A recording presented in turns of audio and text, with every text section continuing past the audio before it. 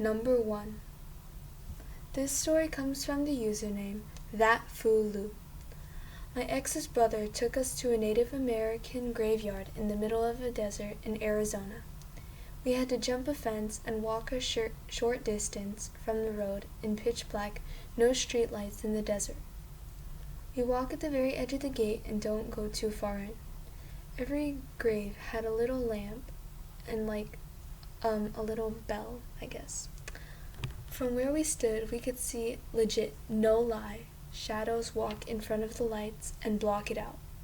What made it worse was every time the shadow passed a grave, it would ring the bell and we could hear it go down the rows closer to us.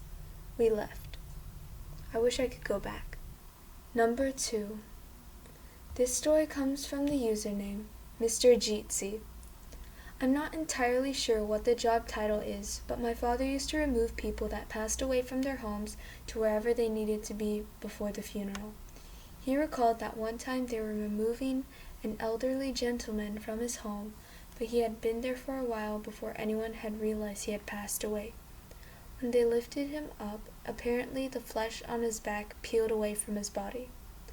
I don't know if it is true or not, but you never know. Number 3. This story comes from the Reddit user Butlet278. The title is, All I Had to Do Was Ignore His Messages. I have a bad habit of clicking on things I shouldn't, from suspicious ads to clickbait articles. I can't help but click on whatever appears on my screen. I should also mention that I am fully aware that this is incredibly stupid behavior. I'm 23 and have plenty of computer and internet experience, but for some reason, I just can't resist an eye-catching pop-up on my screen. I've had plenty of mishaps, and I've had to get some fairly good virus protection on my laptop to make sure I don't completely screw myself over. But no matter how many times I've had to purge my computer of viruses, I've continued to feed this bad habit. But what happened last night will make me think twice about clicking on something I shouldn't. Last night started out like every night for the past 2 months, lonely and boring. I rent a house with a friend from university, but due to the recent pandemic, I'm left without a job and my roommate moved back in with his parents indefinitely. So, like most other nights, last night consisted of me sitting on my couch scrolling through mindless nonsense until my butt got numb. It was after a long-winded rabbit hole that started with video game articles and ended with corporate conspiracy theories when an intriguing pop-up appeared on my computer. All it says was, "Want to play a game? Nobody has won yet." That's it. There was no fancy text or a sexy anime girl that clearly had nothing to do with the game. Just those words on a white background with Calibri font. I knew it was obviously a scam, a virus just waiting to download onto my computer as soon as I clicked the link. But it intrigued me like all pop-ups do, so I clicked without hesitation. The page I was taken to was as simplest as the pop-up. It was a clean page with a basic white background that made it almost barren. There were no links on the side or ads blowing up in my face. I couldn't scroll up or down, and there was no hidden text to highlight.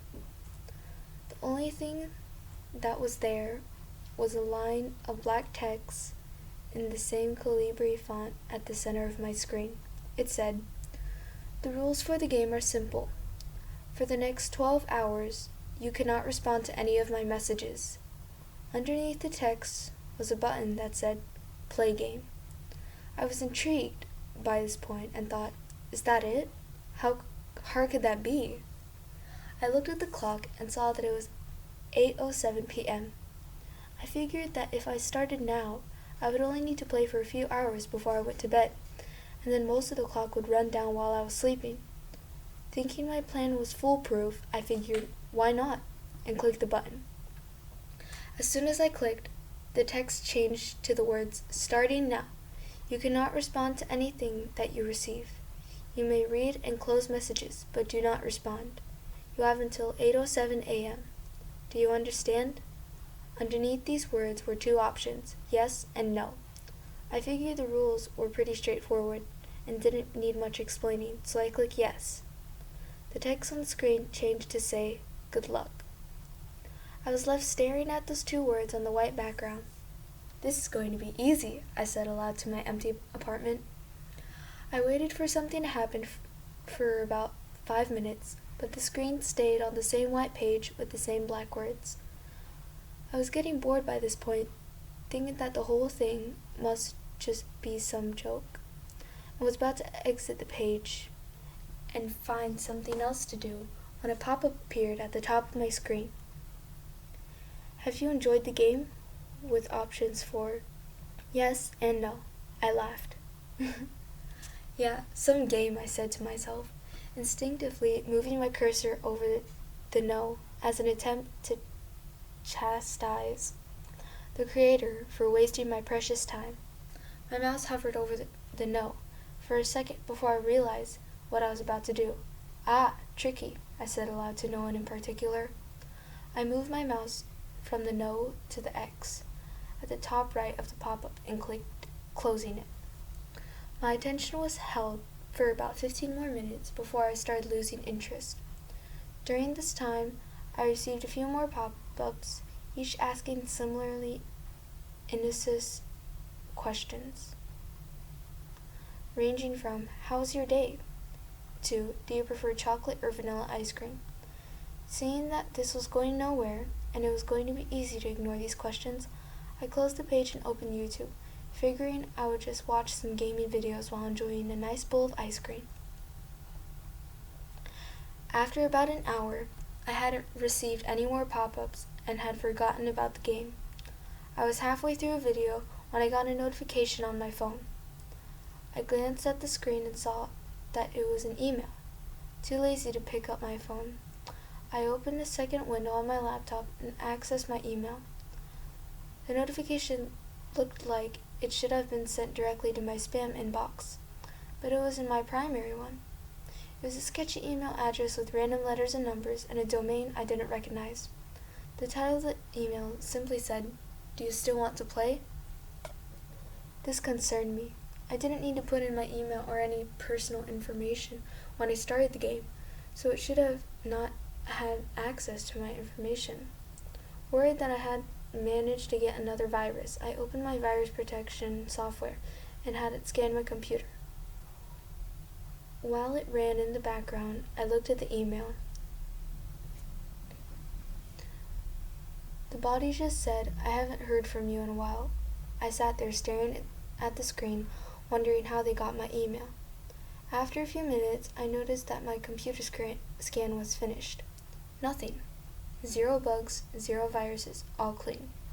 I decided to ignore it. Not long after this, I started receiving more emails. At first, they were harmless questions. What are you doing right now? Why won't you talk to me? Would you consider leaving a review for my little game? And more like these. After a while, however, they started to get more concerning. I was getting questions about other accounts I had online. Did you ever get the Binding of Isaac for Switch? This guy found my Reddit page. I had asked about the game over 3 years ago. I scanned my computer again. Clean. Did you manage to change your tire? My search history. Last week I got a flat tire and had to look up how to change it. I scanned my computer. 0 viruses. Do you enjoy your new headphones? My Amazon account. I bought a new pair of headphones a couple of days ago. I scanned my computer. Nothing. At this point, I was getting anxious. How were they finding all of my information? I needed to clear my head, so I shut my laptop and went to go take a shower. I must have been in there longer than I thought, because when I got back to my computer, I had over 100 new emails. I skimmed through the titles of the various emails and wanted to throw up. Facebook, Twitter, Instagram, Pinterest. He had access to all of my social media accounts. In some of the emails, he had attached pictures taken straight from my Instagram and Facebook pages. In each one, he asked specific questions about my personal life. Do you miss Sarah? My ex. We broke up about a month ago. Quarantine had put its toll on our relationship. You haven't talked with Sam in a while. Did something happen between you two? One of my old friends from high school. The last time I talked with him was 6 months ago on Facebook Messenger. The more I scrolled, the sicker I felt. This guy had found every digital footprint I had ever left and was waving it in front of me like a grade school bully. As I stared at the lengthy list of emails, what amount to a mocking snapshot of my life since I was first able to use a computer, I started to cry. Ding! My phone went off. It was a text from an unknown number. Enjoy the game? I wanted to scream. I wanted to respond and tell this person to go screw himself. I wanted to tell him to come face me like a man. I wanted to beg him to stop, but I couldn't. I was afraid that responding would make things worse, and I didn't want to give him the satisfaction of winning. I knew I couldn't respond, so I said nothing. I just sat there and sobbed. Ring, ring, ring. The sound of my phone ringing nearly made me throw it across the room. The call was from an unknown number. I stared at my phone as it rang, letting it go to voicemail. Seconds later, I received another text. Don't ignore me. Ding. Another text. I know where you live.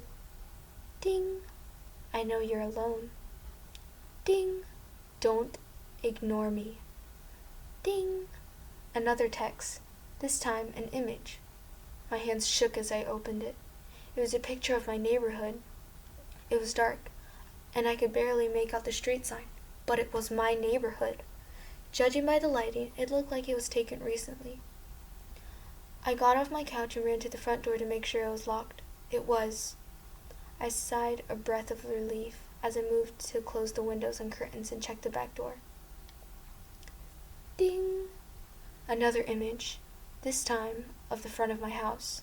I'd recognized that duct-taped door knocker anywhere. I sat there and waited for the next text, wondering what it would be. Nothing. No text. Just silence for the next 3 minutes. The knock on my front door almost made me scream. If I hadn't put my hands over my mouth, then I would have. After holding my scream, I opened my phone to call the cops. Ding! Don't call the cops. You wouldn't want to ruin our fun, would you? I called them anyway. The operator said they would be there in 10 minutes. I waited while the knocking continued for another 8. I waited for another 10 after the cops were supposed to arrive and the knocking had stopped. I waited in the silence until I was confident enough to move. After what felt like an hour, I slowly started making my way to the front door. Looking through the peephole, I sighed a sigh of relief as I looked at my empty front porch. It seemed like the person had gone. I had had enough by this point. The doors and windows were locked, so I felt safe enough to go to sleep. I was tired, and just wanted to sleep through the rest of this hellish game. I slowly made my way to bed, but before I could get in, 3 loud knocks came from my bedroom window. I ran to my kitchen, grabbed the largest knife I could find, and did the best I could to barricade the doors with the furniture. The knocking continued. It kept going. It wouldn't stop. It grew louder with each impact on the wood. It came from the front door, then the back, then the windows, alternating with every round of knocks. I wanted to yell and scream. I wanted it to stop. I just wanted to go to bed. I didn't get any sleep.